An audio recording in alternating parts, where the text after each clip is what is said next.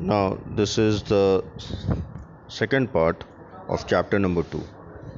Now, Sanjeev was a policeman serving in the Kachal Island of Nicobar group of islands. Sanjeev जो हैं वो एक police वाले थे, वो काम कर रहे थे कचल आइलैंड में और ये Nicobar island group of islands में पड़ता था. He somehow managed to save himself, his wife and his baby daughter. उन्होंने किसी तरह अपना जान बचाया, अपनी पत्नी का जान बचाया, अपनी छोटी सी बच्ची का भी जान बचाया. From the waves, उस ज्वार से, पानी के बड़े बड़े ज्वार से बचाया. But then he heard cries for help from the wife of John the guest house cook. तभी उसको आवाज़ सुनाई दी जॉन की पत्नी का, जो कि गेस्ट हाउस में कुक थी, वो खाना बनाती थी. Sanjeev jumped into the water to rescue her. Sanjeev ने पानी में छलांग लगाई उसको बचाने के लिए. But they were both swept away, लेकिन वो दोनों बह गए. 13-year-old मेघना was swept away along with her parents. 13 साल की मेघना थी, वो भी अपनी माँ बाप के साथ बह गए. And 77 other people, और 77 और लोग थे जो बह गए. She spent 2 days floating in the sea. उसने 2 दिन बिताया पानी में बहते हुए.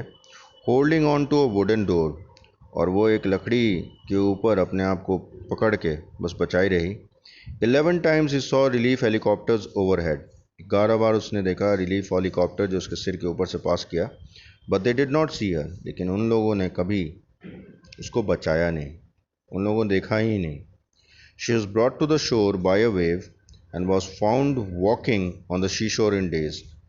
वो she was brought to the shore, अब वो किनारे पे पहुंची थी एक बड़े से ज्वार के द्वारा. और वो जब वहाँ पहुंची तो उसको लगा कि वो समुद्र के किनारे आधी सोए आधी जगे हुए. डेज का मतलब होता है नॉट कम्प्लीटली अवेक, मतलब आधे सोए आधे जगे हुए सेंस में चलने को. Underline the word days as of now.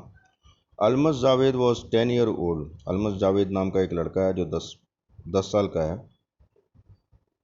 10 year no sorry Almas Javed was 10 year old. She was a student of Carmel Convent on Port Blair.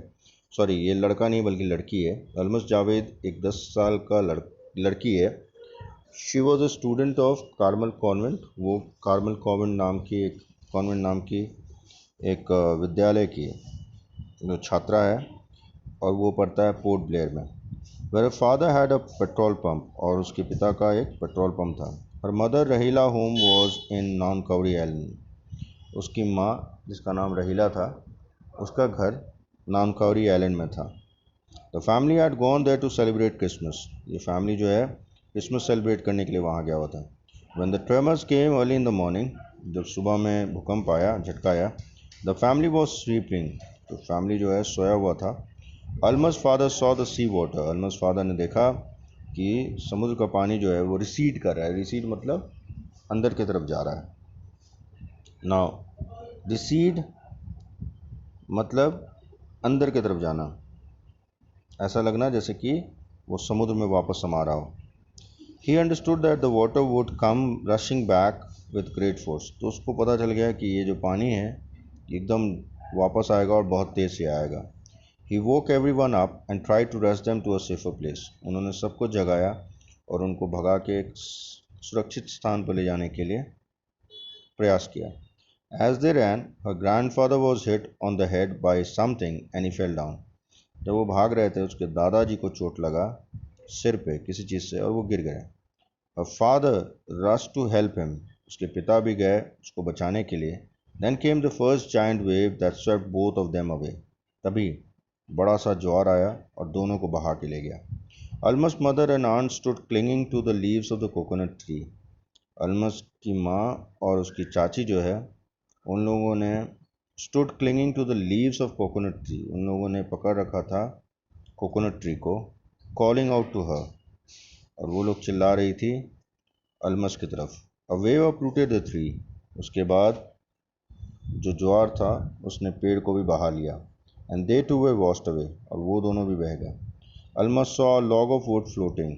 Almas ने देखा कि एक लकड़ी बह रहा था. She climbed on to it. उसने उसके ऊपर चढ़ी. देन शी फेंटेड, और बेहोश हो गई. When she woke up she was in, जब वो जगी तो वो देखी कि she was in hospital in Kamorta Kamorta. तो उसने पाया कि वो एक हॉस्पिटल में है कोमोरता में। From there she was brought to Port Blair, और फिर उसके बाद उसको वापस लाया गया Port Blair. The little girl does not want to talk about the incident with any one.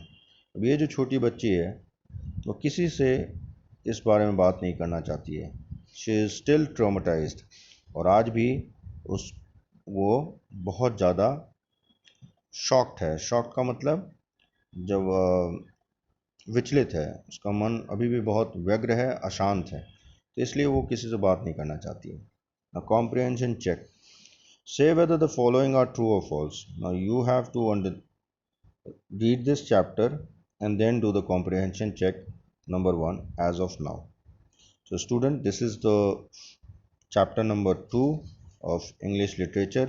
I hope I made you understand this chapter, and what I want you to do is I want you to study it thoroughly. Try to attempt all the answers of comprehension check number 1. I'll be providing you the answers to all the questions once I'm done with the chapter. Thank you. Have a wonderful day. Bye.